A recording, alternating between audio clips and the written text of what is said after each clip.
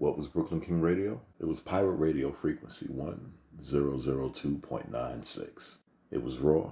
It was crazy. It wasn't hood.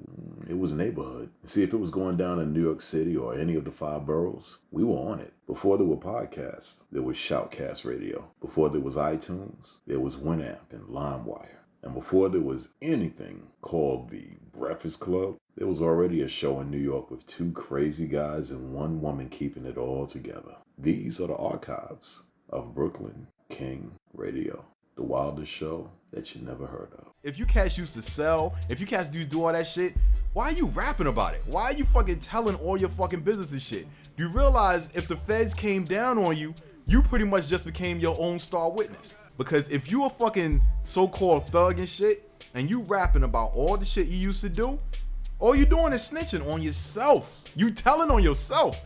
And I'm sorry, as a kid, I used to laugh at motherfuckers to do that dumb shit. You know what I'm saying? But that's what you cats are doing. It doesn't make any sense. It really doesn't. The rap culture, I really don't get it right now. I mean, I'm old school, of course, so I got a strike against me anyway. You know what I'm saying? But I just want to like break a couple of things down to you that I see, just to give it my, 10 cent or whatever, because it's a bit more than 2 cents. You know what I'm saying? I stay on the snitch thing for 1 second. Like Rick Ross has been exposed already. That cat was a correction officer, all right? And he denied that shit. Oh God, he denied it. You see what I'm saying? But he was a correction officer. The Smoking Gun, that website, they had papers on him and everything. Turned out he was a big fat CO. You see what I'm saying? Okay, but then in his brass, he talking about how he used to fucking sling keys, he used to do this, blah, blah, blah, yada, yada, yada. My thing is, did he really do it? Or is it all entertainment?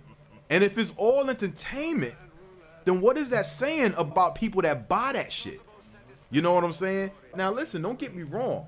I believe you could, by day, I believe you can be a great investment banker, and at night you could be one of the worst criminals known to man. So I'm not gonna sit back and say, it's impossible that he wasn't a criminal or whatever the fuck. But what I'm saying with the Rick Ross shit is, I'm like, listen, more and more of these rappers, to me, they need to be exposed for the fucking clowns that they are. You know what I'm saying? I mean, honestly, it's not making any sense to me. Let's take fucking 50.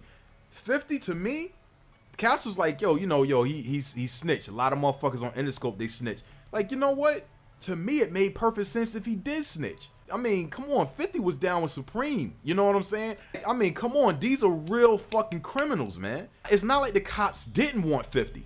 So, the feds ain't stupid. What the feds do is the feds let you actually get big before they come and destroy you. That's what they do.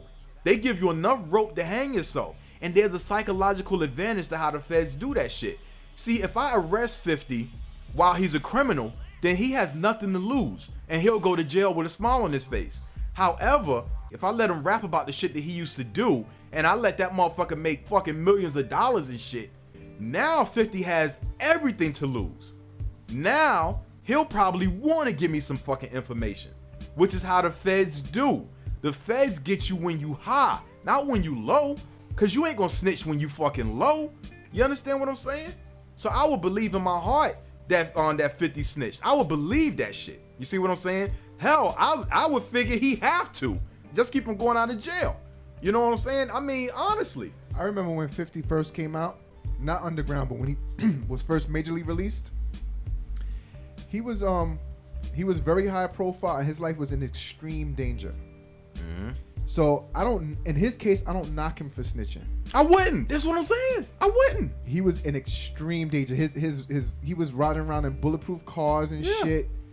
And, everybody knew that, he was at war with Ja Rule and Supreme and all these, other people behind the scenes. You see what I'm saying? So, and Jam Master Jay had just got shot. Come on, man. And it was hot. It was hot then. It was like, he said, yo, 50, we know you know what happened. Yeah. You see what I'm saying? Yeah. So, I mean, listen, if it's ever exposed that 50 did snitch, the way I look at it is, I'm like, well, shit, wouldn't you have? I mean, honestly, you just scored a vitamin water. What was that? 200 million or 20 million? Man, he got more than that. Yeah. So, I mean, yo, it's like, yeah. That's when I'm like, yo, listen, 50, you either tell us what happened or we're going to send you to jail. All right? Listen, I'm telling you everything. Fuck the bullshit. I just got $40 million. You think I want to do a bid and this is going to be real time? Fuck out of here, man. This is what I'm trying to tell you. So I don't blame motherfucking like 50 for snitching and shit like that. But see, my thing is simply this, man. I mean, a dude said it a long time ago. eventually you're gonna get, you're gonna get called on the words that you speak on. You see what I'm saying? And it's inevitable. All you fucking rappers out there, you quote unquote thugs and shit like that, you're gonna get called on this shit that you talking about. And you're gonna have to put up a shut up. And the thing that's fucked up about it is, in your heart, you don't really want to fucking put up. You don't. But you're gonna sit back when the time comes, you're gonna act like somebody that you're not. And you're gonna wind up getting fucked up at the least, or shot and killed at the worst. That's what the fuck is gonna happen. You see what I'm saying?